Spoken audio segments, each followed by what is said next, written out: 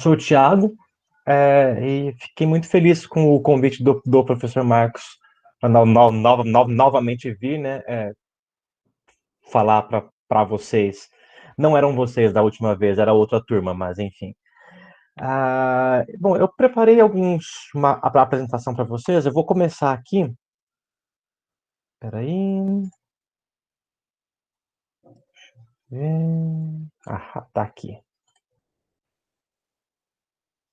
Todos estão vendo? Sim, aqui está aparecendo. Ok. E aqui tá para meu mouse aparece também. Como é que vocês estão vendo aí, Aparece. não? Aparece Perfeito. pequenininho, aparece. Ok, pessoal. É, Bom, eu preparei essa apresentação e o título dela é Computação, para onde eu vou. E eu queria falar, é, que eu queria nessa apresentação mostrar para vocês alguns destinos possíveis de quem estuda computação, certo? E, na verdade, isso extrapola para a engenharia de forma geral e para as exatas de forma geral, e a gente vai ver por quê.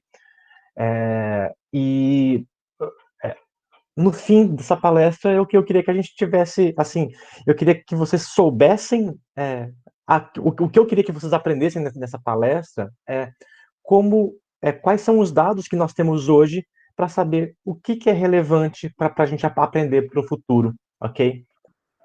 Bom, vamos lá. É, Esse sou eu, certo? Eu fiz graduação, mestrado e doutorado na Unicamp.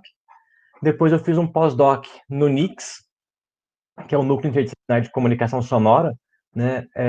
Eu sou professor lá na FEEC, né, na Faculdade de Engenharia Elétrica, e atualmente eu também sou coordenador no NICS.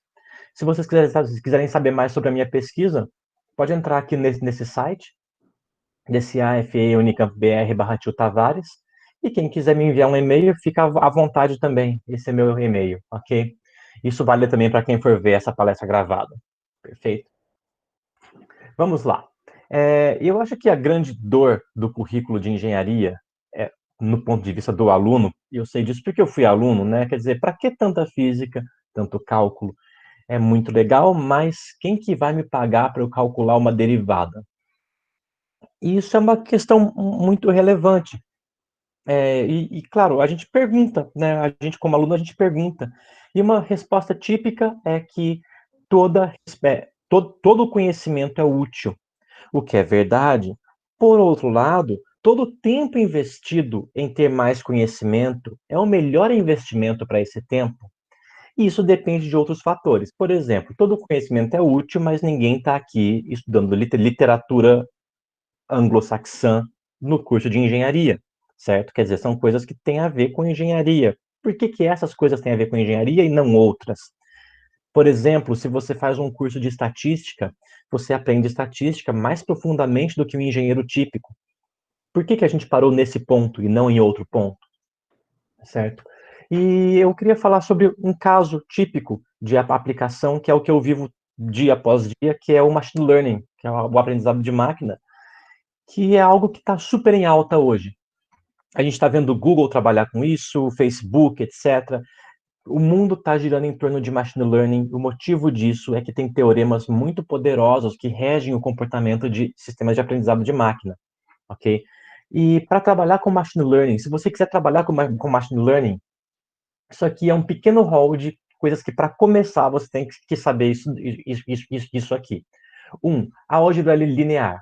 A álgebra linear, porque machine learning nada mais é do que um conjunto de projeções, certo? E todas as regras que valem para projeções valem para álgebra, para machine learning.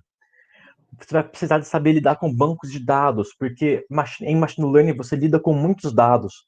E quase sempre esses dados estão em bancos, estão distribuídos, etc. 95% do tempo de quem trabalha com machine learning é gasto ou investido em organizar os dados de forma que eles caibam nas máquinas que a gente desenvolve.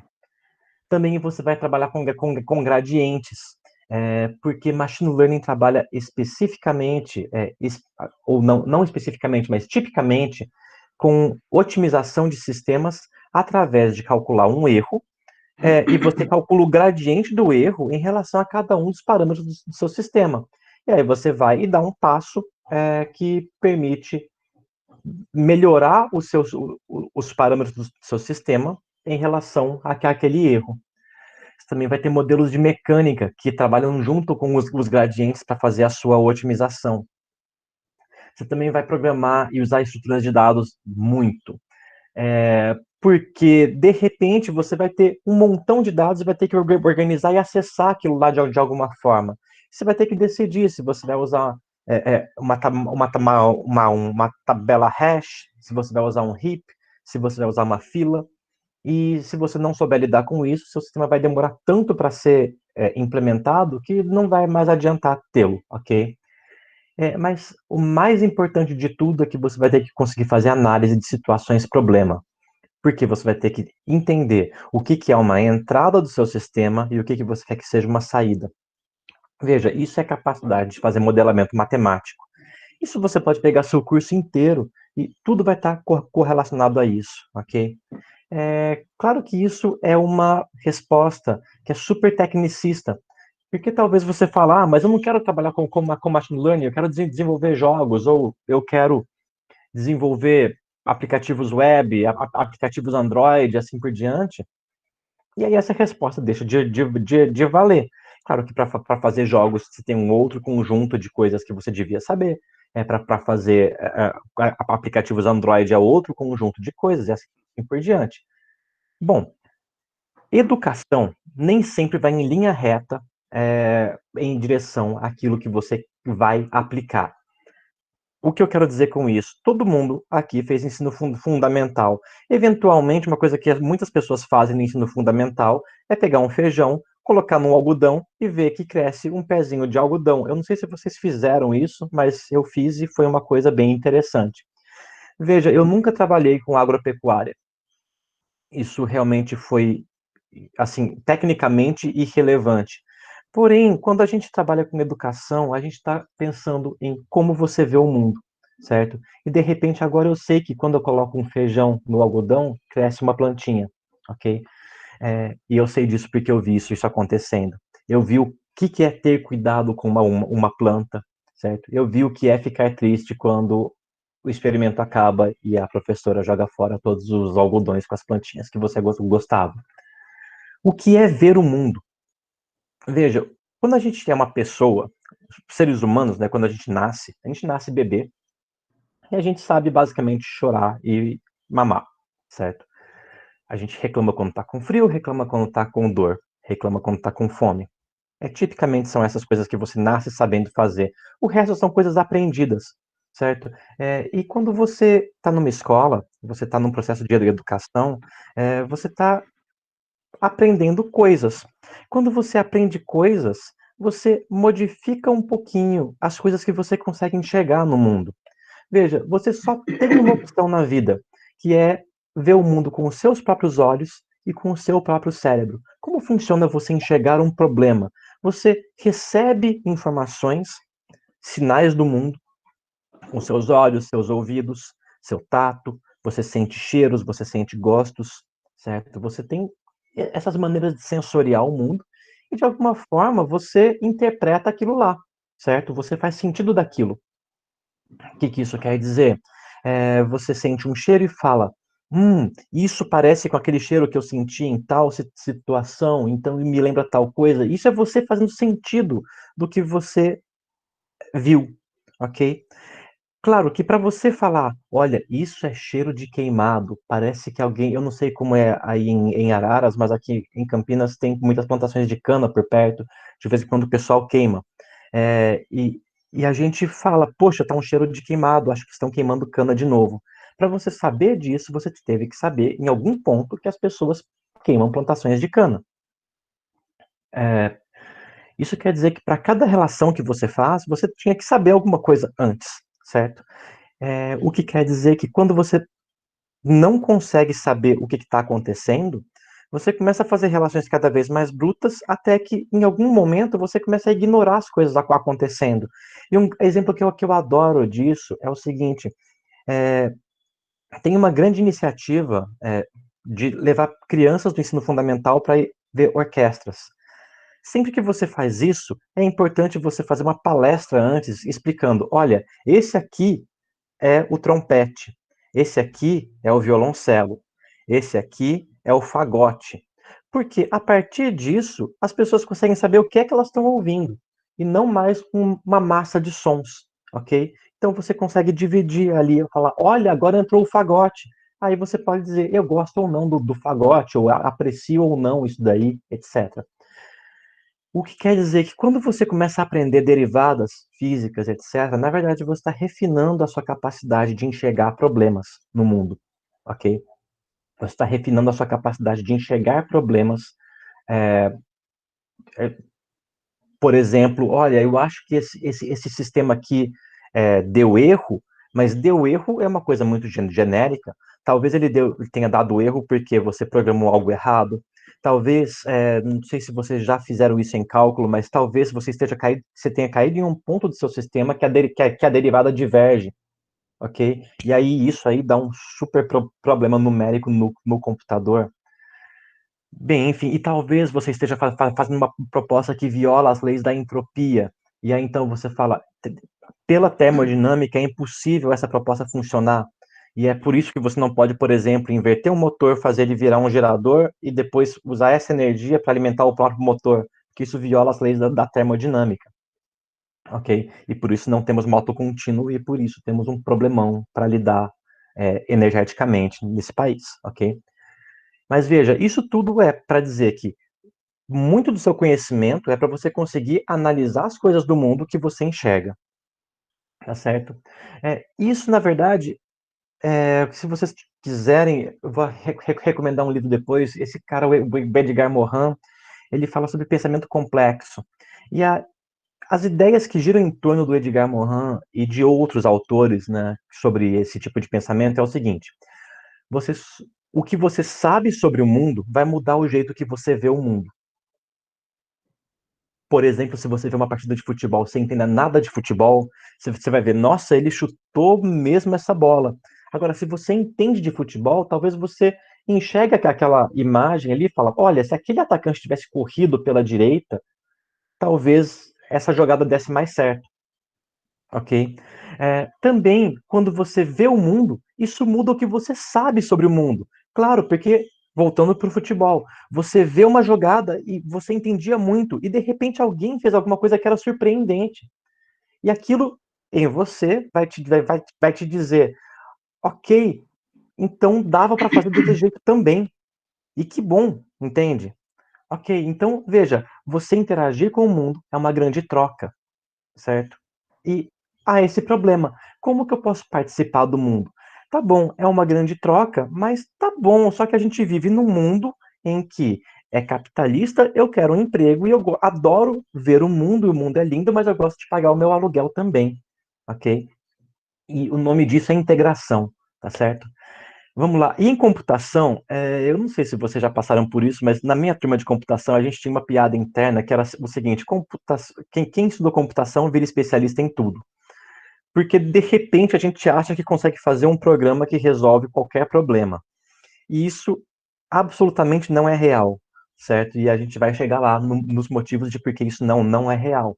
Mas você consegue uma diversidade muito grande de pensamentos, porque você estuda muitas coisas e modela muitas coisas. Quando você modela no computador, você está criando abstrações. E essa habilidade de criar abstrações, veja, é muito rica, mas cuidado com isso, porque ao criar uma abstração, você está simplificando o mundo, ok? Bem, se você fez computação, provavelmente você vai programar.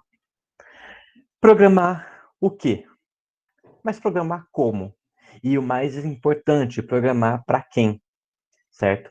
E eu separei algumas maneiras de você atuar na computação que são reais. Eu trouxe alguns dados aqui e a gente vai discutir isso mais para frente, ok? Primeira coisa, sonho de todo mundo do computador. Eu quero ter a ideia de US$ 1 bilhão. Quero ser empreendedor. Eu vou ser uma pessoa dinâmica, empreendedora, pensar fora da caixa e assim por diante. Se você quer ser um empreendedor, você vai ter que ter a habilidade de fazer um pitch. Um pitch quer dizer que você vendeu a sua ideia. Você vendeu a sua ideia para uma pessoa que tinha dinheiro para bancar a sua ideia. Tipicamente, as startups, elas operam com capital anjo, ou venture capital. A ideia do venture capital é que a pessoa compra a sua ideia por uma porcentagem da sua empresa. Depende de. Agora, veja, você tinha uma ideia. Agora depende de você conseguir vender a sua ideia, ok? E isso que gera os empreendedores de PowerPoint, porque tem pessoas que são muito boas nisso, que vendem várias ideias, mas que nunca entregam as ideias. Isso é um problema. Porém, se você não sabe vender a sua ideia, você nunca vai conseguir esse capital. Para que você precisa de capital? Para construir uma equipe. Você não vai fazer isso sozinho. É um pouco romântico, assim, essa ideia da pessoa que ficava na garagem, fazia um monte de coisa, acontecia tudo e cresceu do nada. Isso é um pouco romântico hoje. Nos anos 80, 90 até, ainda tinha um pouco disso. Hoje em dia, se você quiser ter uma empresa que faça sucesso real, no sentido de quero ganhar dinheiro substancial com essa empresa, você vai precisar de ter um investimento. Você também vai precisar conseguir avaliar resultados. Quer dizer, tá dando certo? Continuo ou não? Certo? Você vai ter. E aí tem uma questão que é conhecimento na área. Bom, se você quiser fazer uma empresa, vamos supor que você resolve fazer uma empresa de tipo o iFood. Vamos ver o iFood. Ele foi criado por pessoas da computação. Eles provavelmente não cozinham muito bem, certo? Eles não entendem muito de comida.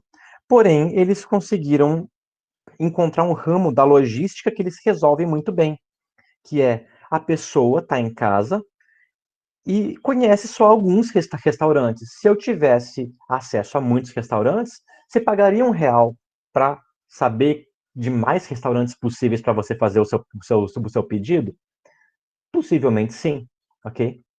Então veja, conhecimento de área é importante, porém não crucial no sentido que você não precisa saber a cadeia inteira. Você precisa saber o que é que você está entregando.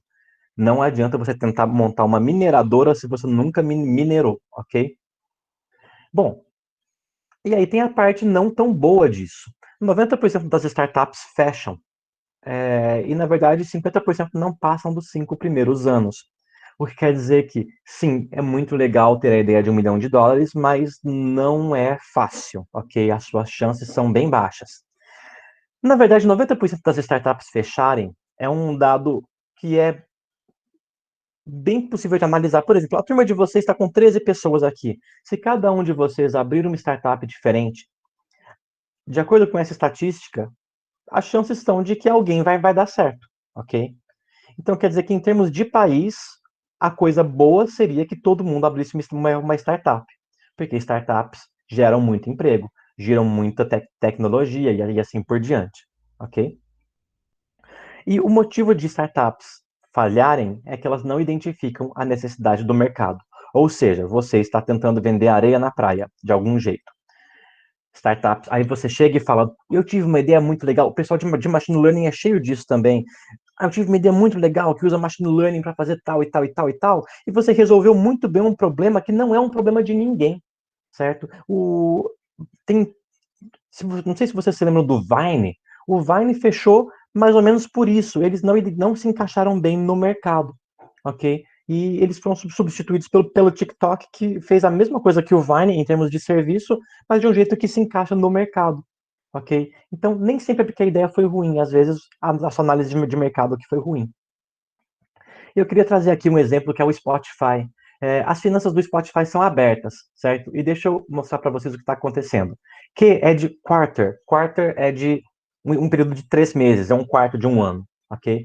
Então, no segundo quarto de 2019, primeiro quarto de 2020, segundo quarto de 2020. Veja que aqui temos o número total de usuários. E olha como o Spotify está crescendo em termos de números de usuários. Isso aqui são milhões, em 300 milhões de usuários do Spotify. Olha como está crescendo o número de usuários pagos, que são 138 milhões de usuários pagos, ok? Então você pode saber quantos milhões de euros, Spotify é uma empresa europeia, tá? Você consegue saber quantos milhões de euros foi, foi compuseram a renda, né, total do Spotify. Veja que o pessoal que é assinante conta muito mais do que o pessoal que está só usando a versão com propagandas. Aqui são milhões de euros, o que quer dizer que a receita total do Spotify é 1 bilhão e 800 milhões de euros, tá certo? Mas veja, O lucro bruto é somente essa entrada menos o quanto custou para ter essa entrada, que são os custos operacionais, ok? Que são os custos, por exemplo, quanto custou ter o servidor, quanto custou, etc. Aí, se você tirar totalmente tudo que o Spotify gasta, veja que eles estão tendo uma perda de 167 milhões de euros por ano. E eles são Spotify, eles estão aí desde 2003.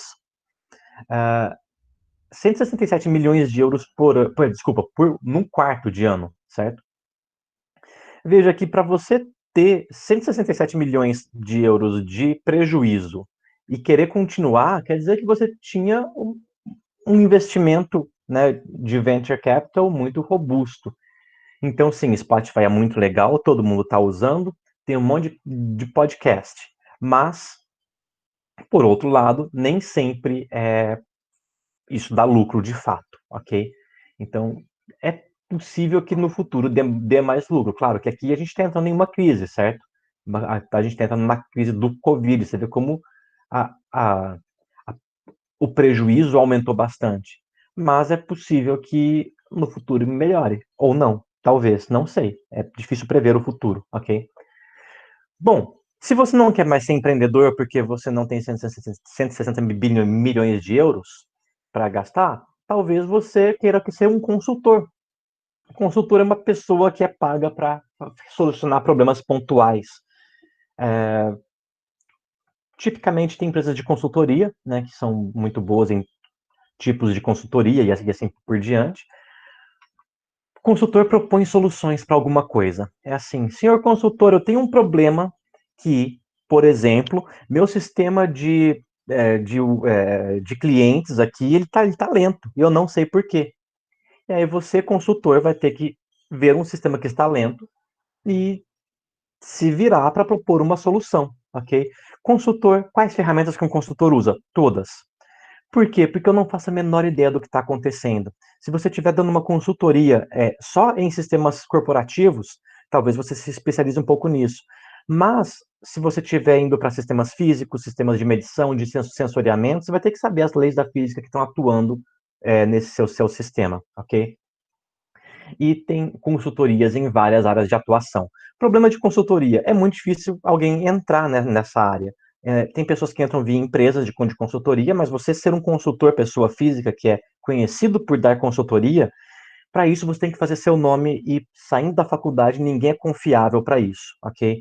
Geralmente são pessoas seniors que dão consultoria em, na maior parte das áreas de atuação. Bem, se você não quer ser um consultor, outra coisa que você pode ser é um programador. O programador tipicamente sabe muito em engenharia de software, porque ele está lá numa equipe de programação, implementando sistemas, sabe algoritmos e estruturas de dados, e, em geral, programadores se especializam em alguma linguagem de programação. Qual?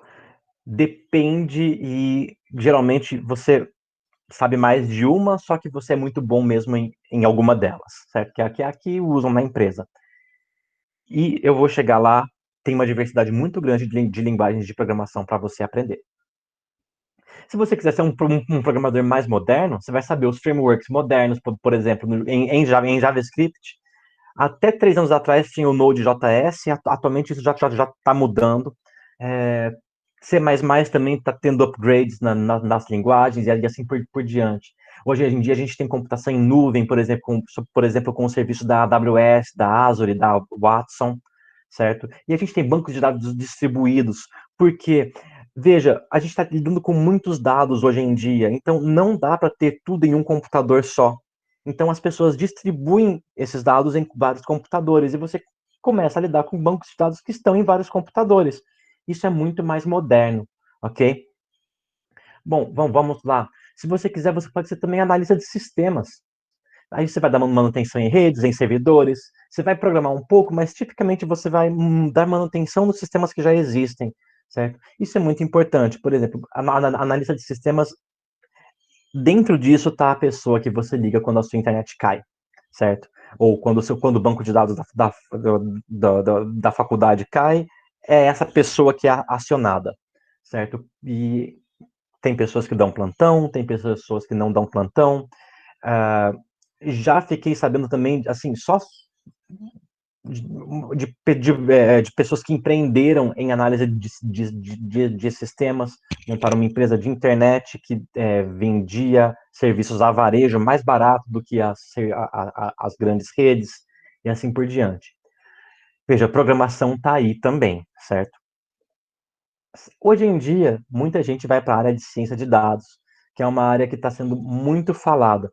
Cientista de dados é um pouco mais do que um estatístico. Cientista de dados é uma pessoa que conta histórias com dados, ok? Que faz estatística, usa aprendizado de máquina e usa bancos de dados, inclusive distribuídos em nuvem, e fala: olha, dada essa situação, o que eu analiso é que o que está causando tal fenômeno é isso, isso e isso. E essa é a parte de cientista. E é de dados porque isso está sempre ligado a grandes bases de dados, ou bases de dados que existem dentro da empresa.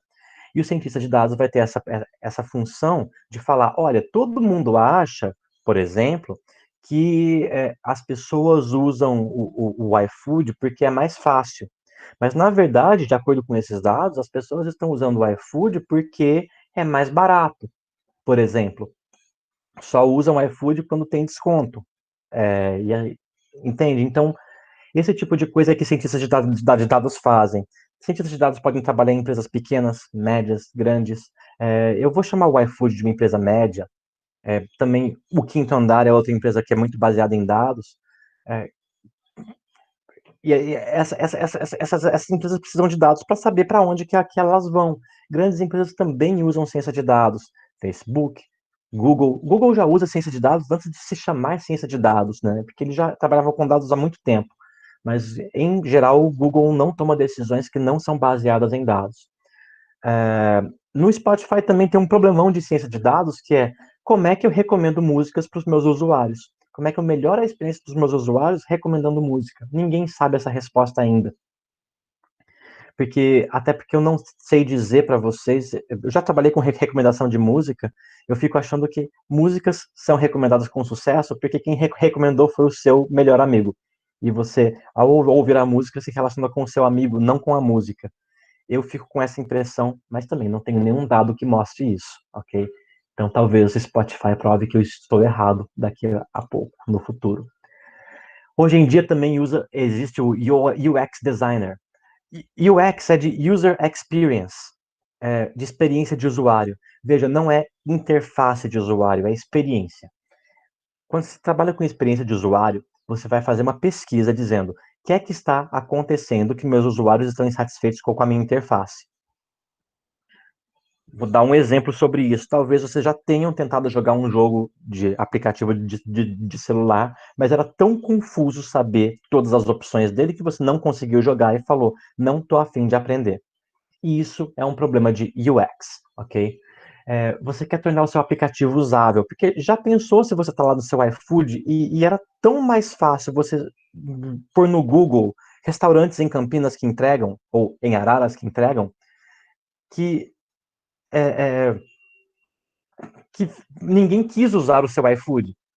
Então, assim, por isso você precisa de pessoas que trabalham especificamente com isso. E olha como a habilidade é totalmente diferente. Quando você é cientista de dados, você está mostrando dados e fazendo conclusões científicas. Quando você trabalha, se você está em UX design, você está trabalhando com pessoas, ok? Você está querendo identificar que problemas tem na sua usabilidade. Você está fazendo pesquisa de satisfação para saber se isso dá certo. E veja, não é implementei isso aqui que o chefe mandou. Identifiquei qual é o problema. Inclusive, isso é uma coisa muito interessante, pessoal. Assim, depois que eu comecei a ser professor, eu comecei a ter equipe, né? Eu comecei a ter alunos orientando e assim por diante. E veja, a coisa mais importante que eu vejo nos meus alunos é quando ele consegue verificar dados e mostrar que eu estou errado. Porque se fosse para me obedecer, eu mesmo fazia. Entende? Então, assim, cada vez menos um chefe precisa de um empregado que só obedece. E cada vez mais ele precisa de um empregado que mostre aonde ele está errado, mas mostre delicadamente e a partir de dados, ok?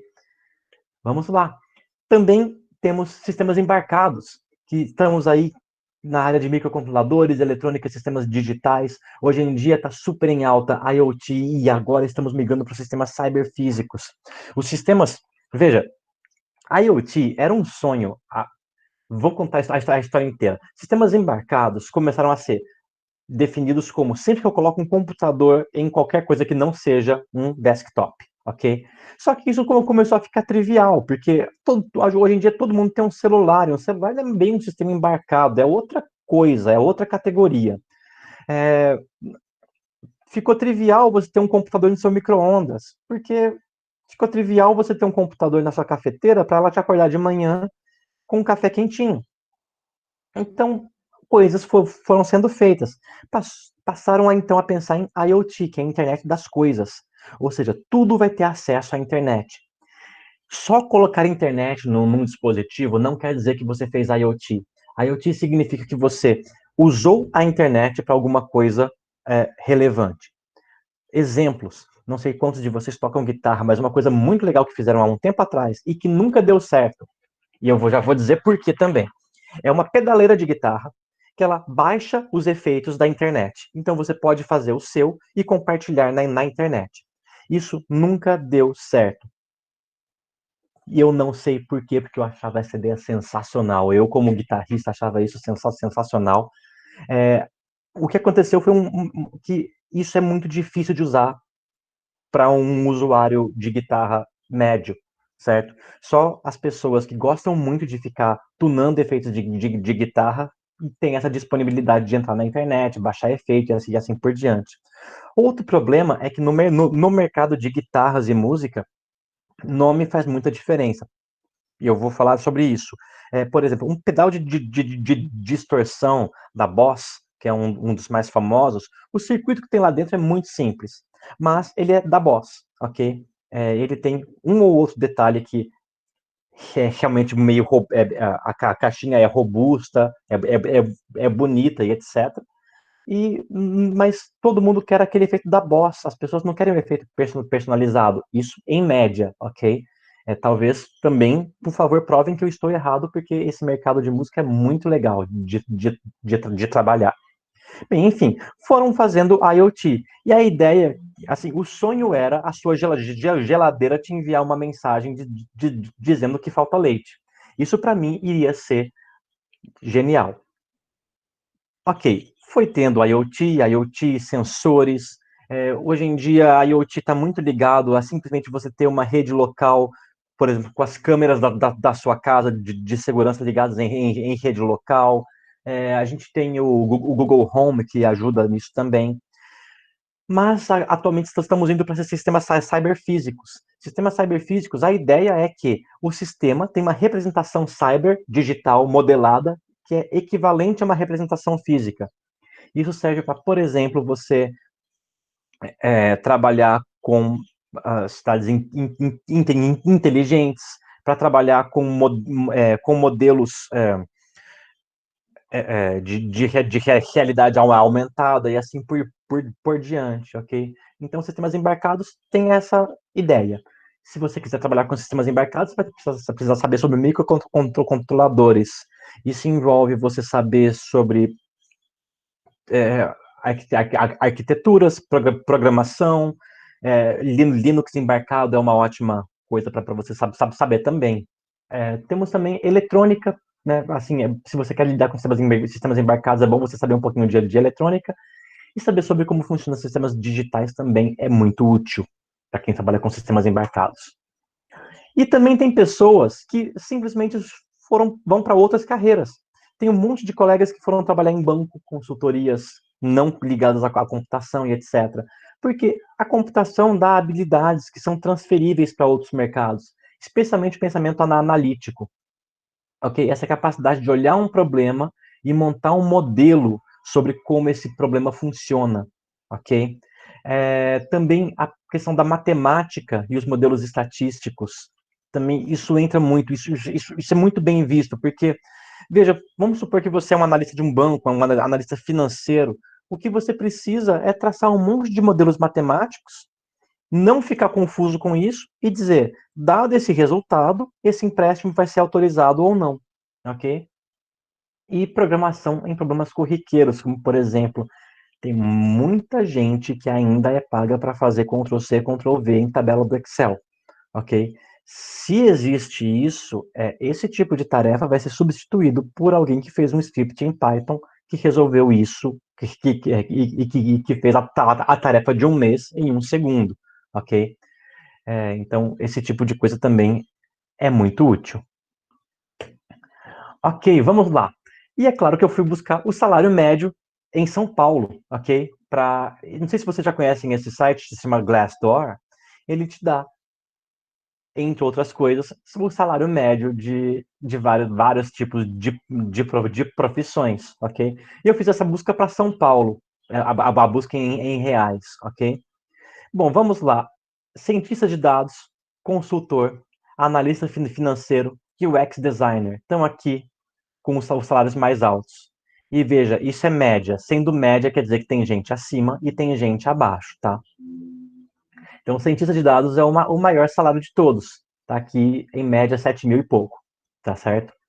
Veja, programador tá com um salário de 3 mil e pouco, que em média, certo?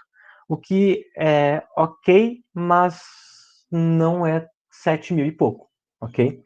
E a analista de sistemas está um pouquinho menos. Agora, repara, quanto mais para a esquerda a gente está indo nessa tabela aqui, mais você precisa de pensamento analítico e de tomar decisões a partir de modelos de observação do mundo, ok? Ou seja, quanto mais você for capaz de ver o mundo, refletir isso em dados e criar modelos, mais isso está sendo valorizado no mercado, no Brasil, pelo menos.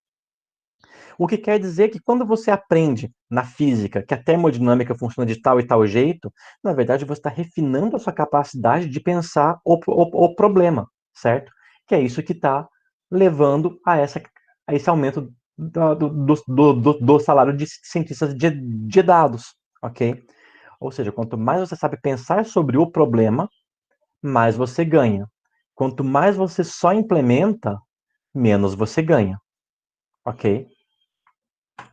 Vamos lá. Também tem a carreira acadêmica. Se você não quer saber de mercado, você pode vir para a carreira acadêmica, que é o que eu fiz, na verdade, né? Assim, eu já conto essa história depois, mas a carreira acadêmica chegou em mim e foi, assim, foi mais uma coisa que foi acontecendo do que uma decisão deliberada minha. Quem é acadêmico ou cientista quer entender teorias científicas. Entender teorias científicas quer dizer interagir com tudo aquilo que a gente sabe de física, cálculo, álgebra linear e etc. Para entender, para refinar as teorias de como que o mundo funciona. Se você quiser ser cientista na área de computação ou de engenharia de forma geral, você vai ter que programar para executar os seus testes. O que de forma que é muito semelhante com o cientista de dados, certo? Claro, até porque é um cientista. E o cientista de dados nada mais é que um cientista contratado por uma empresa para um fim específico, ok? E você vai na carreira acadêmica, você vai escrever e reportar resultados. Escrever e reportar resultados quer dizer, você vai ser um pouquinho divulgador científico em algum momento, mas especialmente você vai escrever artigos, ok? E artigos científicos que vão ser compartilhados com a comunidade científica e que vão eventualmente levar a passos em como que a gente entende o mundo. A termodinâmica não, porque ela foi feita há muito tempo, mas a física moderna toda, se vocês forem ver física quântica, etc., ela foi publicada em artigos científicos, certo? E só muito tempo depois que você escreve um livro-texto que fala, olha, dado todos esses artigos científicos, eu acho que faz sentido pensar por essa linha aqui, ok? E a ciência vai se construindo dessa maneira. Claro que a ciência se constrói dessa maneira, mas o cientista no Brasil se constrói mais ou menos assim. Você faz graduação, faz mestrado, faz doutorado, e aí quando quando você termina o doutorado, você ou já embarca na carreira docente, ou você vai para um pós-doc. E depois do pós-doc, resta mesmo a carreira docente.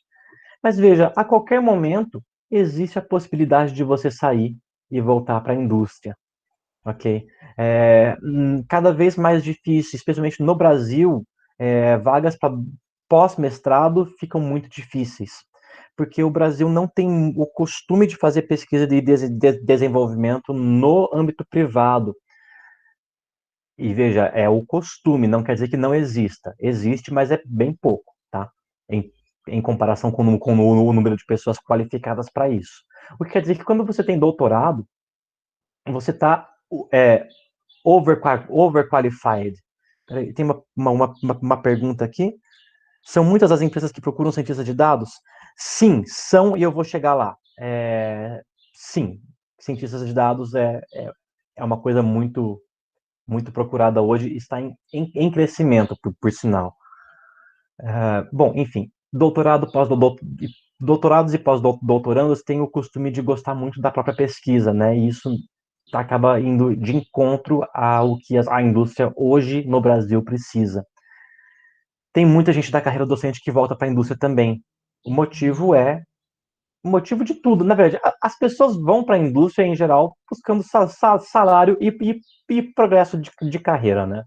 E a carreira docente ela não é nenhum segredo. Ela começa muito bem, mas ela estagna rapidamente. Então, isso é um problema. Se eu falo de, eu posso falar disso depois.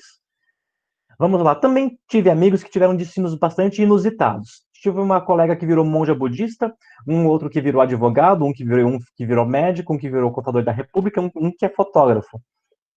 Então, assim, tem gente que também dá uma louca e vai fazer outra coisa completamente diferente. Ok, aí nesse caso o curso de computação contou como uma bela experiência. E, é claro, tem destinos e destinos por aí, ok? Mas vamos lá. Vamos falar de mercado. Quem que está contratando? E aí, aqui, o que eu fiz? Eu coloquei essas palavras na busca do LinkedIn. Também, se você está buscando emprego, aliás, desde agora, cria uma conta no LinkedIn e vai ver o que está acontecendo, certo? Aqui é o número de vagas que aparecem quando eu coloco essa palavra-chave, ok? E aqui no Brasil, o LinkedIn ele tem uma tradução automática, tá? Então, quando eu boto programmer, ele traduz para programador. Veja, programador é o que mais tem vagas. E não é interessante, é o que ganha menos. O que parece estranho se você pensa em termos de mercado e de lei de procura e oferta, certo? A não ser pelo fato de que programador, então, deve ter uma oferta muito grande. Agora, que linguagem eu deveria saber? C++, Python, Java, JavaScript, C Sharp. Veja, Python é a única que está um pouco mais embaixo aqui, mas está tudo relativamente em alta. Então, se você souber programar, as chances são que você vai conseguir um emprego, ponto. O melhor possível? Talvez não, porque o mercado está um pouco saturado. Mas tem isso, né? Bom, enfim, se você quiser ir especificamente para a indústria de jogos, tem um pouquinho de vagas também. Repara que aqui tem acho que umas 50 vagas por aí. Se você estiver trabalhando com machine learning, já tem muito mais vagas, ok? E para ser cientista de dados, temos atualmente por volta de umas 300 vagas abertas para cientistas de dados no Brasil, tá certo? Veja, não é fácil ser cientista de dados, você precisa saber um monte de coisa, e é por isso que as vagas acabam que ganham mais valor, certo? Agora, sistemas embarcados, quase nada. O motivo disso é que é muito difícil desenvolver sistemas embarcados no Brasil, porque fazer eletrônica de consumo no Brasil é difícil por conta de impostos e taxas de importação e das taxas de câmbio. Tipicamente, a gente estava cotando para replicar um instrumento musical eletrônico que temos no Canadá. Ele no Canadá custa por volta de $100 para fazer. No Brasil, a gente cotou tudo e ia ficar R$ 1.000. Veja, $100 para quem mora no Canadá é pouquinho. R$ 1.000 no Brasil quer dizer que, poxa vida, é razoável, né? É uma grana boa. Agora, UX designer também está crescendo, ok? Mas, gente, o Brasil, a gente está vivendo. Esse dado, ele pode não ser tão justo em termos de longo prazo, porque a gente está vivendo uma crise sanitária, financeira e política no Brasil. Sim, estamos com muitos problemas ao mesmo tempo. Talvez o número de vagas esteja caído. esteja caindo. Então, busquei também as habilidades no mundo, ok? E veja, eu coloquei aqui nesse gráfico tanto o Brasil quanto o mundo. Quando eu boto o mundo e o Brasil some.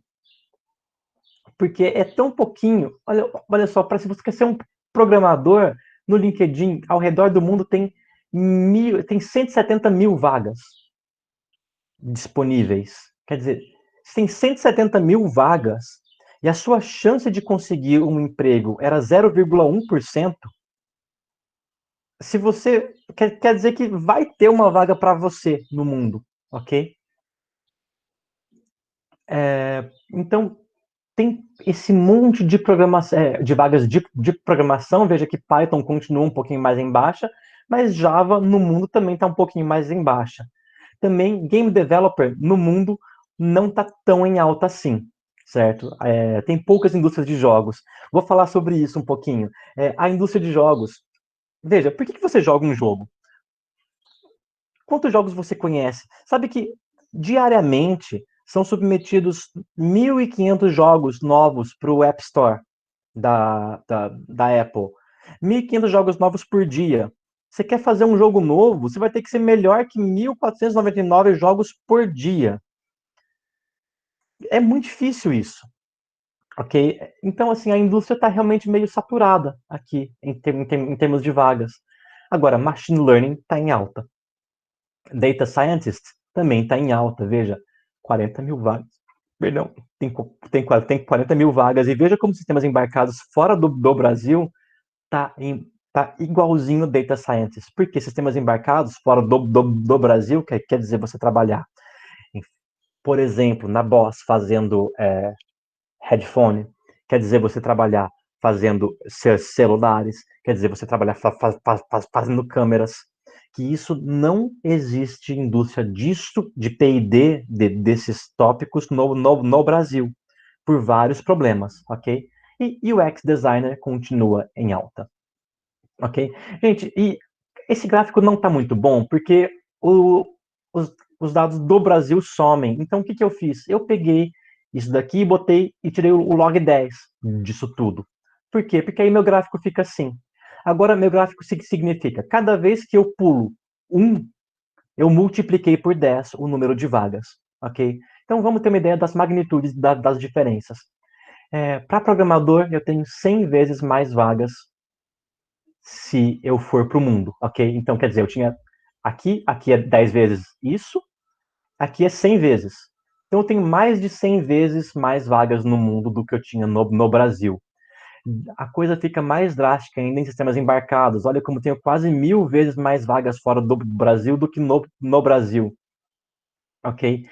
Trabalhar em machine learning também, qualquer tipo de programação também tem essencialmente 100 a 200 vezes mais vagas fora do Brasil do que eu tinha no Brasil, ok? E veja, isso aqui provavelmente não está com todos os países do mundo. Existem uns 200 e poucos países no mundo. Isso está obviamente concentrado em alguns países específicos, tá? Isso quer dizer que, veja, com esses dados, a gente pode ver que o que está em alta para as empresas é pessoas que analisam dados, identificam problemas, propõem soluções, implementam soluções e avaliam resultados. Porque, veja, o mundo hoje é muito dinâmico, certo? É muito difícil você dizer, eu quero uma pessoa para executar essa tarefa. Não é como se eu tivesse, por exemplo, a computação não funciona como, por exemplo, a jardinagem. Eu quero um jardineiro capaz de plantar flores. Isso é muito claro, porque eu tenho essas flores, eu quero que alguém plante, ok? Agora, quando você tem alguém da computação, fato é que, vocês já devem ter acompanhado isso, linguagens surgem e somem, tecnologias surgem e somem. Você vai precisar ser uma pessoa que está um pouquinho antenado com coisas que surgem e que somem, ok? Por outro lado, se você estiver antenado com tudo, você vai ficar louco. Eu já vou chegar lá, né, nessa mesma apresentação, tá certo? Claro que esse aqui é o ponto de vista das empresas, tá certo? Eu quero um empregado, eu quero pagar alguém que é capaz de olhar problemas, fazer abstrações, propor soluções, beleza? Agora, para você, veja, você vai precisar se comunicar bem, porque você vai precisar mostrar para a pessoa que está te contratando que você propôs de fato uma solução. Tem muita solução que existe e que é boa, mas que ninguém sabe dela porque você não sabe comunicar bem a sua solução, ok? Você vai ter que ter compromisso com os problemas, o que quer dizer que você pega um problema e vai até o fim com ele, ok? Ou seja, você não abandona a coisa no meio, ou se você é uma pessoa que fala isso não é problema meu, provavelmente o seu lugar vai ser reduzido nesse meio empresarial, ok? Se você falar mais de uma língua, veja em quantas vagas de emprego você desbloqueia, ok? Porque antes você tinha só o Brasil, porque você só fala português. Aí, de repente, você fala inglês e você liberou o mundo. Aí você liberou 1000 vezes mais vagas, 100 vezes mais vagas, ok? E veja, um problema que a gente vai ter que lidar sempre é ser empático com o problema do outro. Ser empático quer dizer, você vê outra pessoa com um problema e você entende e reconhece que aquilo é um problema. No caso de emprego, é quem estiver pagando. Ou seja, quem tem dinheiro para me pagar e qual é o problema dessa pessoa. Perfeito? Vamos lá. E aí tem um problema. Como eu, que sou uma pessoa só, posso saber quais são os problemas que outra pessoa vai estar disposta a me pagar para resolver. Isso é o problema das startups, mas você, como pessoa, vai passar por isso também. Porque, veja, você, como pessoa qualquer, você vai ter que escolher um conjunto de habilidades que você vai ser realmente especialista naquilo. Você não vai conseguir ser especialista em todas as coisas possíveis, ok? Então, você vai ter que escolher algumas coisas e que você vai ter que ter uma sacada de o que está acontecendo no mundo.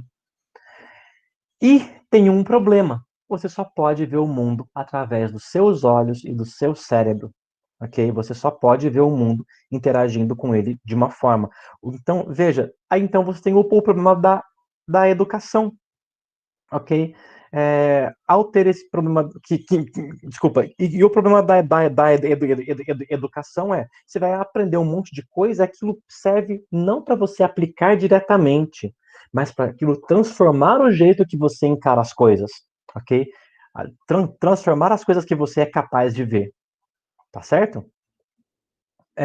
Então vamos lá, mais objetivamente, que habilidades eu preciso hoje?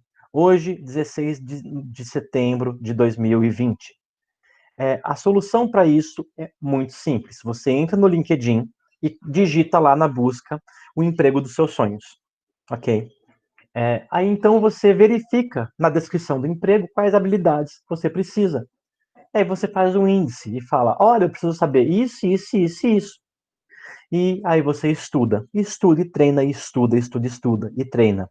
E aí você faz um projeto que demonstra essas habilidades todas que você ganhou. Por exemplo, se você quiser trabalhar na indústria de jogos, nada melhor do que você fazer um jogo, né? Aí você faz um jogo, deixa ele, mesmo que ele não seja um sucesso, o motivo do jogo não era mostrar não era fazer sucesso, era mostrar que você é capaz de fazer um jogo. Aí você vai, faz um jogo, deixa lá em código aberto no GitHub. Aí quando a EA Games abrir uma vaga, você fala: EA Games, eu sei programar jogos, e a prova disso é que eu fiz esse jogo aqui, ok? E aí você mostra o seu projeto para o mundo. Pode ser um jogo qualquer, né? Quer dizer, quanto melhor for, melhor, claro, mas não precisa ser um grande sucesso de vendas. Não é o motivo agora vender seu jogo, ok? Isso é hoje. Então você vai saber as habilidades que você precisa para hoje. Porém, vai ter um outro problema, que é que habilidades eu vou precisar em 1 ano, em 2 anos, em 10 anos, 20 anos, em 40 anos. Quem será você? Veja, quando você aprende coisas novas, você se transforma. Seus interesses se transformam. Talvez quando você tiver algumas experiências na vida, talvez quando vocês tiverem filhos, isso transforme vocês. Quando vocês tiverem netos, isso vai transformar vocês.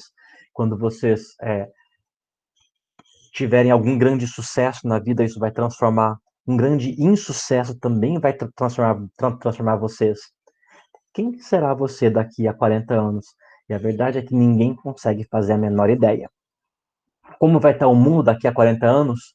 Veja, se vocês acompanharam 2020 fora de uma bolha, vocês viram que as transformações são muito rápidas. As coisas ficam mudando e, de repente, você não sabe mais o que está acontecendo. E isso é o mundo hoje. certo? A verdade é que não temos como prever o que vai acontecer daqui a muitos anos. Então, seria um pouco, assim, ia ser muito... nós não temos dados para dizer quais são as habilidades que você pode ter hoje que vão ser contratáveis daqui a 40 anos. Nem daqui a 20, nem daqui a 10, 5. E talvez daqui a um ano não, não saibamos também, ok?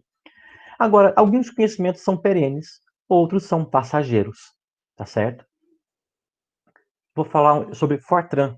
Eu não sei se vocês já ouviram falar de Fortran. Fortran era uma linguagem de programação que foi muito usada nos anos 70 e 80, que todo mundo sabia Fortran nos anos 70 e 80, porque foi uma das primeiras linguagens, era robusta e assim por diante. Eu, pessoalmente, nunca aprendi Fortran. Daí, 40 anos depois, ninguém lembra o que é Fortran. Então, se você se formou como programador de Fortran, você tinha um grande problema para lidar, ok? Também outros casos, COBOL, BASIC, Pascal, ninguém mais usa isso hoje. As pessoas usam C, Java, que são linguagens modernas. Porém, conceitualmente, Fortran e C fazem a mesma coisa. Fortran, C, Python, Java, etc., fazem as mesmas coisas. Estruturas de dados, algoritmos, certo? Isso tudo são teorias que são perenes, elas ficam para sempre, ok? Então, a dificuldade de quem sabia Fortran e sabia algoritmos era transformar esse conhecimento em Fortran, quer dizer, pegar o que você fazia em Fortran e fazer igual em C. E, de repente, você tem um emprego de novo, certo? Quando pararam de usar Fortran. Agora, veja, isso também vale para derivadas integrais, mecânica geral, ótica, cálculos, físicas, teoria de computação, álgebra linear. Sabe que eu tive um problema esses dias, que é o seguinte, uma coisa que eu queria fazer, bom, um captador de guitarra, não sei se vocês tocam guitarra, funciona da seguinte forma, tem a corda da guitarra, ela é de metal, e ela vibra. E aí o captador, ela é uma bobina, certo? E aí, então, quando a corda vibra, isso altera o campo magnético na bobina. Se altera o campo magnético na bobina, isso cria uma corrente elétrica, tá certo? Que é o mesmo funcionamento de uma usina hidrelétrica. Só que uma coisa muito legal que você pode fazer é injetar corrente na bobina para fazer a corda vibrar, certo? Que é igual um atuador eletromagnético. Então você consegue fazer efeitos de áudio direto na corda da sua guitarra. Problema, eu não estudei eletromagnetismo na faculdade, não com essa profundidade. Eu não conseguia encontrar, aliás, não consigo até hoje encontrar alguém que consiga me dizer por que esse negócio funciona e quais equações regem esses movimentos. Porque se eu souber as equações que estão regendo essas interações, eu consigo estimar que tipo quanta corrente eu preciso mandar na minha bobina. Se eu souber quanta corrente e tensão eu preciso mandar na minha bobina, eu consigo saber o circuito elétrico que eu preciso montar. Se eu souber o circuito elétrico, eu sei qual microcontrolador eu posso usar e qual programa que vai rodar nele. Mas tudo parte do modelo físico do que eu quero fazer. Eu não sei esse modelo e, portanto, não consigo fazer isso tudo. Ok? Isso é um problema. Por outro lado, eu sei teoria de computação e álgebra linear, isso está me levando para o machine learning, ok? Então, a gente vai sempre se perguntar qual é o lugar do engenheiro ou da engenheira, ok? E, na verdade, a única resposta real para isso é onde ele quiser, certo? Aonde você se posicionar. E se posicionar significa você simplesmente se apegar a coisas como eu quero muito alguma coisa. Não é só querer, certo? Claro, você se esforça para estar em um lugar, mas quem vai compor quem você é você mesmo ou você mesma, ok? É, e isso a faculdade vai te ajudar bastante com teorias, especialmente na parte teórica, e de saber bases, mas na hora de saber, eu devia saber Python ou Java, no fundo, quem vai decidir isso de verdade é você. Mesmo que você tenha uma disciplina específica de Java e uma de Python, se você fizer isso só na disciplina, não vai ser suficiente. O que você vai ter que fazer é mostrar para o mundo do que você é capaz, ok? E você é capaz de muitas coisas. Talvez não agora, mas você aprende e depois fica capaz, ok? E é isso, pessoal. Queria abrir a discussão para dúvidas. Esse é meu nome completo, e-mail. Quem quiser me mandar e-mail pode. Quem quiser stalkear minha página aí pode também, certo? Aí tem links para todos os meus artigos, se vocês quiserem ler, e assim por diante, ok? E é isso. Muito obrigado, pessoal. Muito obrigado, Marcos, pela oportunidade. Bom, nós aqui agradecemos, professor Tiago, pela sua, né, apresentação e por sempre nos abrilhantar aí com a sua presença nos nossos eventos, né? Eu sempre que posso, eu recorro ao senhor aí, que eu sei que é bastante positivo aí a sua vinda, o seu contato com os alunos. Então, novamente, né, em nome da Uneraras, em nome do curso de Engenharia de Computação, agradeço aí, né, você ter se predisposto nas suas atribulações, achar um espacinho para trabalhar conosco aqui, né, para dar uma visão da computação para os nossos alunos que estão no primeiro ano, que não têm muita noção disso ainda, né? E, novamente, obrigado, e aí fica aberta a palavra para os alunos, se vocês quiserem fazer alguma pergunta, alguma colocação, né? Aí, pessoal, se quiserem fazer alguma pergunta, fiquem à vontade, pode abrir o microfone ou faça no chat, eu não sei se o Thiago consegue ver o chat, acho que sim. Vamos, eu consigo, vamos ver. Aqui, às vezes eu leio notícias que falam futuramente que vai ter aulas de programação nas escolas. Isso não é ruim para nós? Não vai saturar o mercado de trabalho, já que todo mundo vai saber programar? Isso é bem interessante. Veja, quem defende que vai ter aula de programação nas escolas costuma ser empresas como a Google, o Facebook, etc. Porque no caso de Google, se todo mundo souber programar, para eles é ótimo, porque eles vão ter um mercado infinito de programadores. O pessoal da pedagogia que defende isso, defende baseado em pensamento computacional, não tanto em programar bem, ok?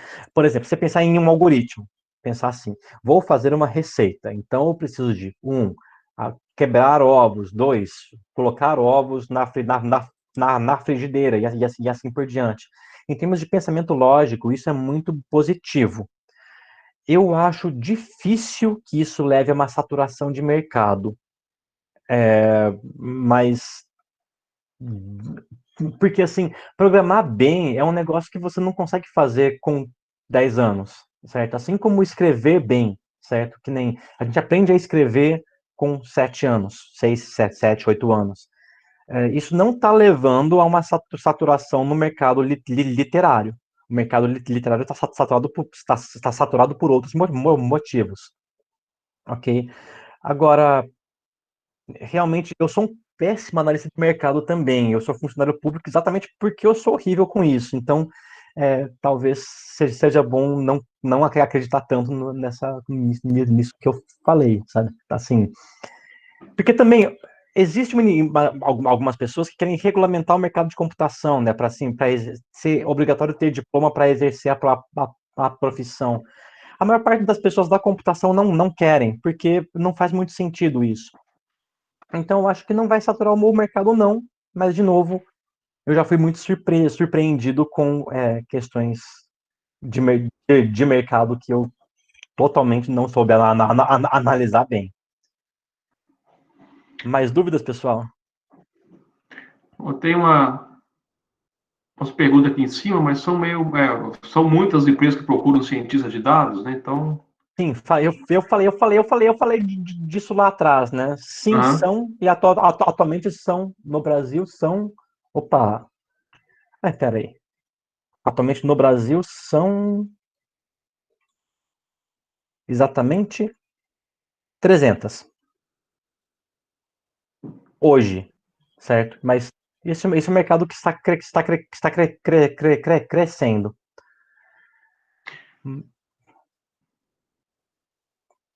Ok, mercado de hardware para engenheiros de computação. O que você chama de mercado de hardware, Renato? Você diz fazer sistemas embarcados ou fazer placas de vídeo, etc? Eu acho que o Tá, design de design placa de seria a parte placas. de eletrônica, né? Certo. É o seguinte, se você está buscando sistemas microcontrolados especializados, tem poucas empresas fazendo. E o motivo é aquele que eu falei, a gente paga muito imposto. E o câmbio está terrível também. Então, tudo que você produz no Brasil fica caro em comparação com fazer a mesma coisa e comprar da China, certo? Então, a parte de mercado fica complicada. Em Campinas, tem algumas empresas que estão indo para esse ramo, e eu vou falar da IDEA, que é uma empresa que faz sistemas microcontrolados, mas para fotônica, que é uma coisa super especializada, ok? Então, eles não estão no mercado de consumo, ok? O design de placas é um conhecimento importante, tem poucas empresas brasileiras fazendo P&D em eletrônica. Se você quiser trabalhar com P&D em eletrônica, o exterior é um mercado muito melhor, ok? Especialmente os Estados Unidos, a China e a Europa. Mais alguma pergunta, pessoal?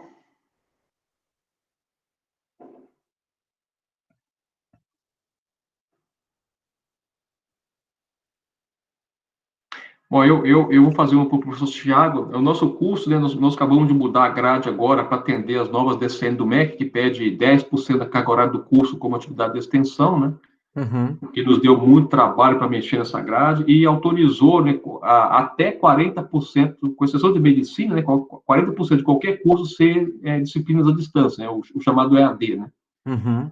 Nós fizemos uma adaptação da grade, estamos aí hoje com um percentual de 20%, né, de quem entrar em 2021 vai ter a grade como disciplina EAD. Então, peguei uma matéria de 80 horas, ficou 40 horas a ser gravado o vídeo, né, não será vídeo do professor ministrando a aula, a gente vai fazer um negócio meio tipo Discovery, né, vai ter um roteiro, aí vai contratar, tipo, pessoas para fazer a narração, vai ter cenas tipo desenho animado, vai tentar Perfeito. explicar os assuntos, né, para não expor o professor, que às vezes nem tem jeito para esse tipo de coisa. Então, ficaria 40% presencial, seria mais as partes práticas, e 40% da teoria seria gravada em vídeo e ficaria à disposição no site da escola. Uhum. Então, nesse sentido, né, a parte, né, de ênfase que nós tínhamos aí, meio a meio, 50% hardware, 50% software, nós pendemos mais, em função do mercado, para de software. Né? Então, nós temos Sim. hoje aí bastante coisa de programação e devemos estar aí com uns 35% a 40% das disciplinas na área de hardware. E o Uhum. nosso foco sempre foi sistemas embarcados. E agora, vendo os seus gráficos aí, né, os sistemas embarcados não é uma área muito forte no Brasil por causa de não ter tecnologia de semicondutor, tem que importar tudo, o dólar está caro, então tudo vai complicando, Uhum. imposto. Né? Então, essa área, entrando 5G com IoT, você vê a perspectiva dessa área de hardware voltar a crescer no Brasil, voltar. Tudo depende de política também, eu sei disso, mas eu acho que a tendência, sermos embarcados, é crescer muito com 5G em operação por causa do IoT, né? É possível. É possível. Eu realmente não sei dizer o que vai ser bom no futuro. 5G está chegando e isso é um ramo de embarcados. O Renato mencionou a robótica. A robótica tem duas coisas que a gente não tem muito bom no Brasil. A primeira parte ele é eletrônica, que é bem complicada no Brasil, pelo motivos de impostos. Também é, a, a mecânica fina, a gente tem muita dificuldade em fazer aqui. A gente tem muitas metalúrgicas que fazem coisas mais brutas, mas robótica fina é uma coisa mais complicada. Por outro lado, existem ramos da robótica que o lucro não está sobre a venda da coisa, e sim sobre a tecnologia que está em cima dela, certo? Por exemplo, você vai para áreas de medicina, você tem lá robôs super especializados, certo? Inclusive, também falando sobre sistemas embarcados, tem uma empresa em São Carlos que fez um leitor de retina, que nada mais é que um Ah, sistema sim, embarcado, só sim. que a vantagem deles é que é um leitor de retina, quer dizer, eles vendem o leitor de retina, eles vendem o machine learning, não tanto o sistema, certo? Então, quer dizer, então, se você quiser trabalhar com robótica, sistemas embarcados, etc., provavelmente o seu valor entregue vai estar no que está por dentro dele e não tanto no sistema em si. Esse leitor de São Carlos era feito, inclusive, com a câmera de celular, né, que era barato, né? Isso, aham. É. Foram ex-alunos nossos da Unicamp que fizeram.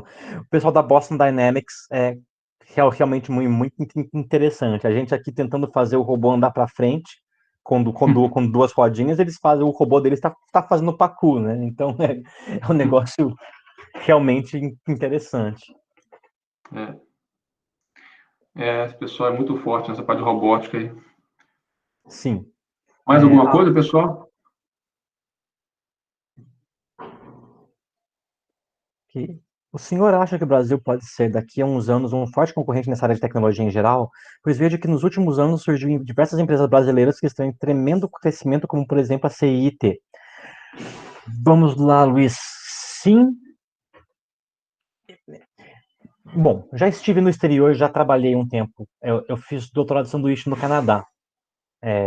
Eu tenho contato com várias universidades fora e tudo. O que eu observo é que, em termos de recursos humanos, o Brasil e qualquer lugar do mundo está pau a pau. Ok? Ou seja, quando eu fui lá fazer doutorado de sanduíche no Canadá, o pessoal gostava muito de trabalhar comigo. Por quê? Porque eu sabia programar as coisas e não ficava reclamando, sabe? Eu resolvia os problemas que eles tinham lá. Então, fiz vários artigos bacanas, fiz vários trabalhos, isso tudo veio de um background que eu ganhei no Brasil inteiramente. Por outro lado, há condições materiais que são muito melhores fora, pela questão de imposto, pela questão econômica, pela questão de câmbio e etc. Então, assim, eu acho, o Brasil tem muito potencial, mas dependemos ainda hoje, e na verdade sempre dependeremos, isso parece que é pejorativo, então vou refrasear. O Brasil tem muito potencial e a gente pode fazer o que a gente quiser. Hoje, as questões políticas e econômicas estão atrapalhando. Se as questões políticas e econômicas forem resolvidas, existe um grande potencial de crescimento na área de tecnologia, ok? Hoje, o que nós temos que atrapalha diretamente, temos uma política econômica que não está muito boa, certo? A gente está com o dólar muito alto, na verdade é o real que está muito desvalorizado, então a gente não consegue comprar coisas, melhorar e revender. Ok? Então, nesse ponto, quem está fazendo muito bem é a China. Ok? A China, na verdade, tudo que você faz aqui, a China copia e faz mais barato. Isso é uma questão importante também. Mas, em termos de pessoas, a gente tem tudo o que precisa. Em termos de política, a gente está tendo um problema atualmente, que é que a política educacional e científica do governo está sendo de de diminuir o financiamento para pesquisas e escolas, ok? Isso é um problema, porque, bom, sem escolas e sem pesquisa, a gente não faz isso tudo que eu falei na apresentação, certo? A gente vai ter um monte de gente que sabe programar linguagens específicas, mas que não domina teorias. Ok? Então, eu acho que temos muito potencial. Sim, de fato, a gente tem muitas startups, especialmente aqui em Campinas e região, a gente tem muito de startups de aplicativos, né, da área de serviços. Fico felicíssimo com isso. Fico pensando que o governo não ajuda em vários pontos e, por exemplo, algumas empresas acabaram entrando num vácuo legal. Por exemplo, a Uber, né? Entrou numa espécie de um vácuo legal.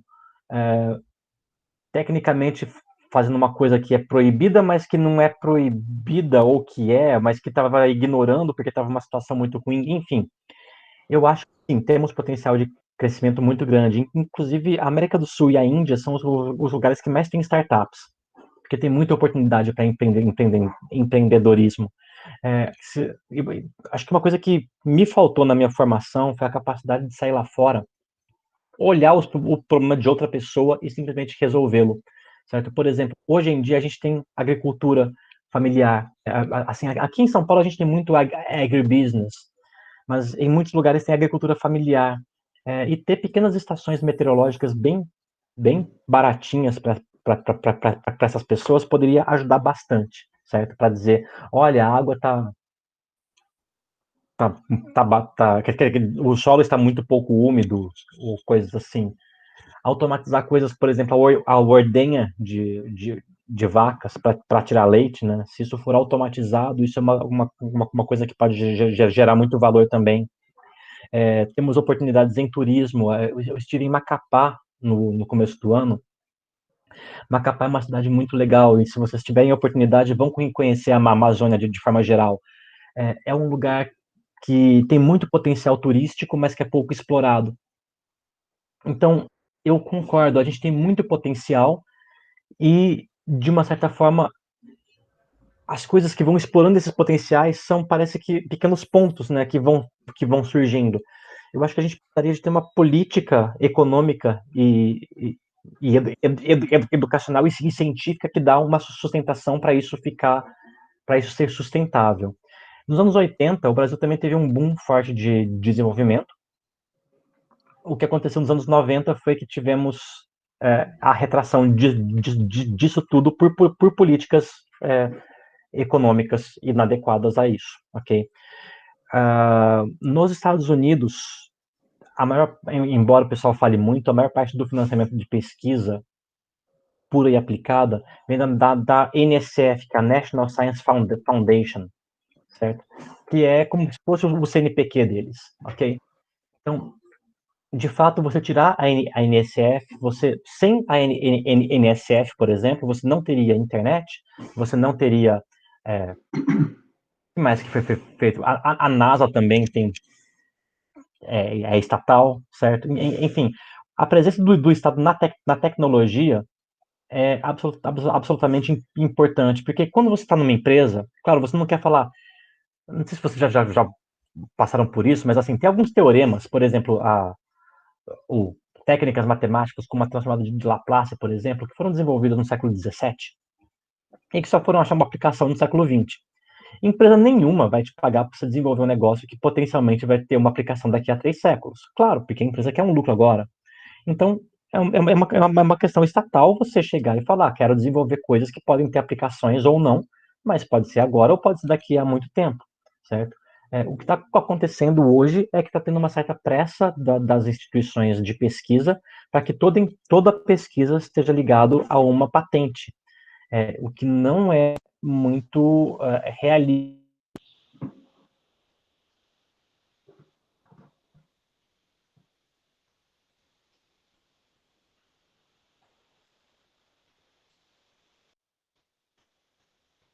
Eu acho que o seu som sumiu, professor.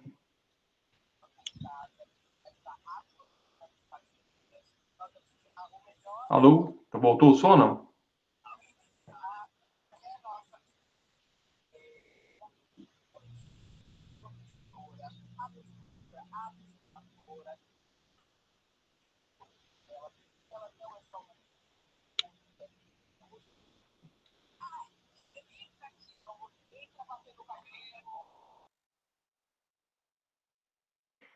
Eu só acho que houve algum probleminha com o link do professor. Se tiver alguma pergunta, pessoal, por mais simples que seja, aproveita a oportunidade, tá? Nem sempre eu consigo agendar com o professor, tá? Então, perguntem se tiver alguma coisa. Voltou só, professor Tiago?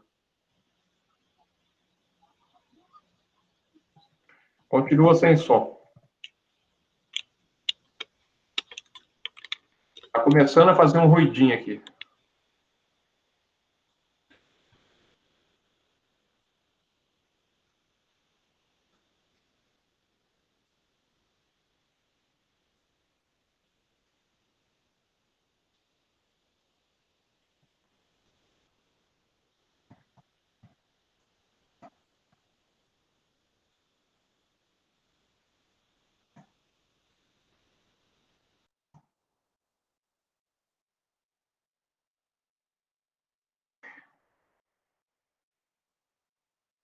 Eu acho que operar aqui, né, com câmera, eu já evito por esse motivo, né?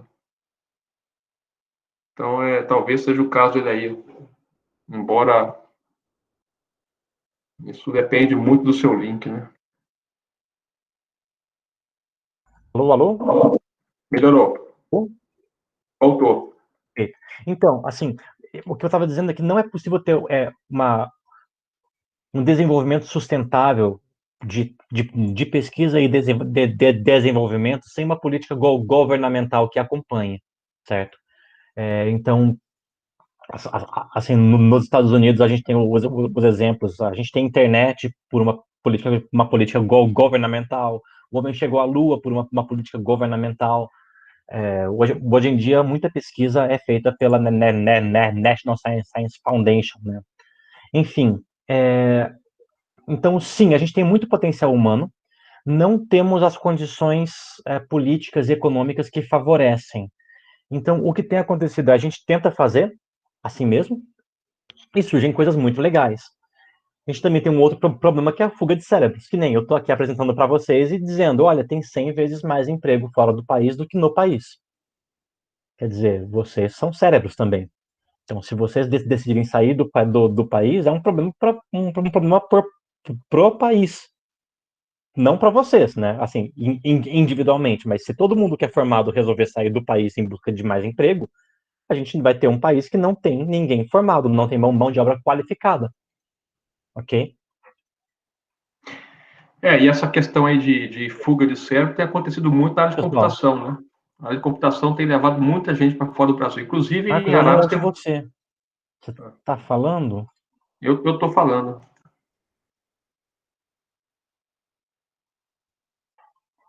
Ok, só eu que não tô ouvindo? Ah, peraí. Pronto, ok. Acho que foi. Consegue, Fala de novo. consegue ouvir, não?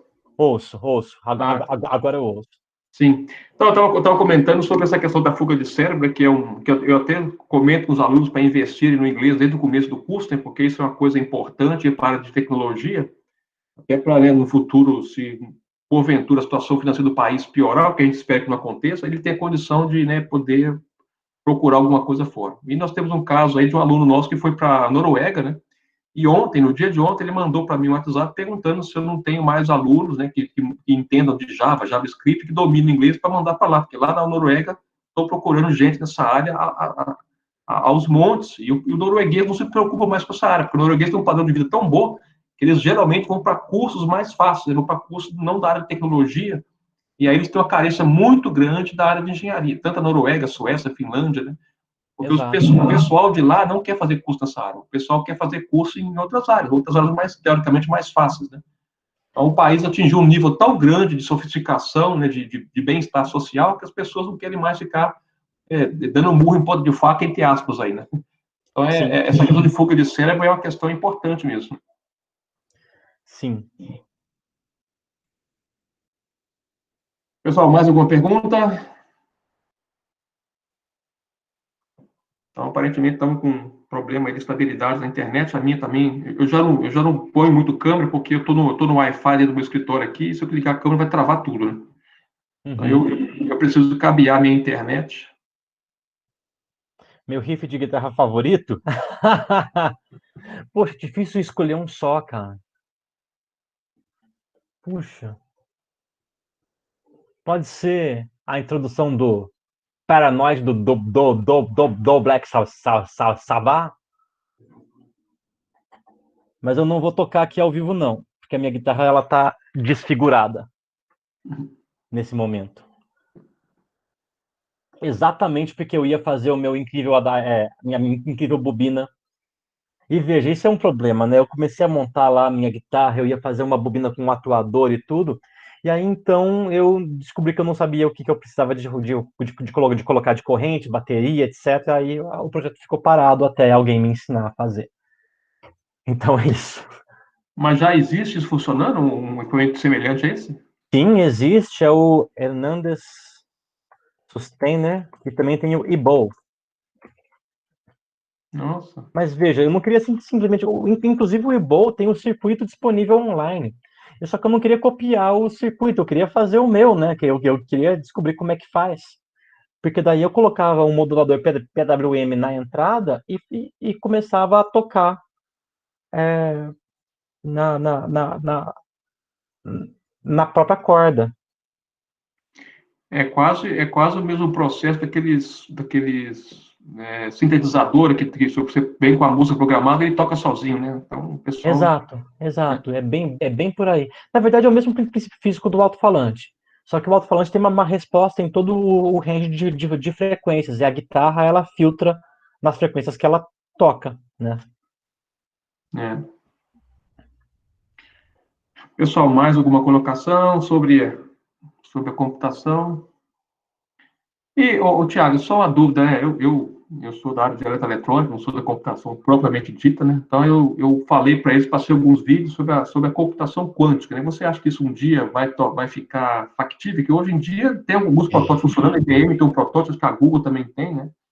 Mas ainda... Já está factível e as pessoas estão usando para fazer criptografia e descriptografia. A computação quântica, ela funciona baseada em qubits. E a ideia dos qubits é que uma escrita corresponde a uma leitura, certo? Então, a escrita e leitura é a mesma operação, que é diferente do bit, né, que você escreve ou você lê.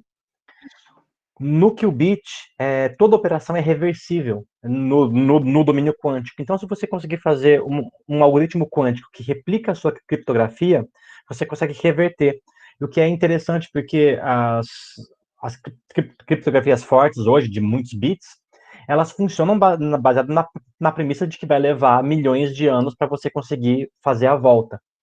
Uhum. E se você conseguir fazer uma criptografia que imita isso usando o quântico, você volta em meio segundo.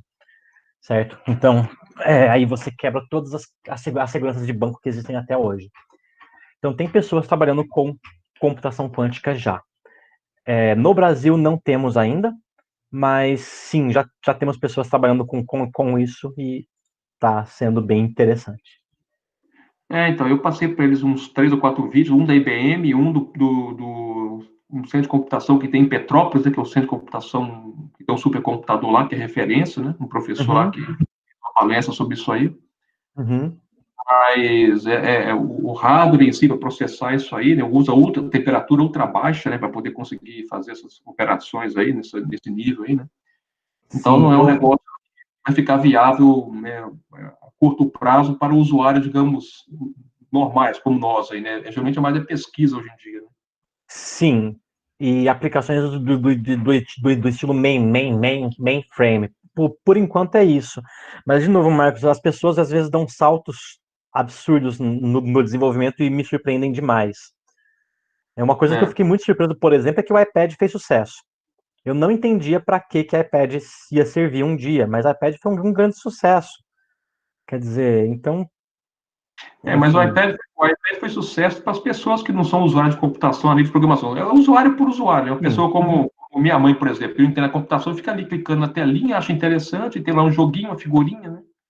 E exato, tem um design fininho, parece um caderninho, né? Então, acho que isso fez exato. sucesso.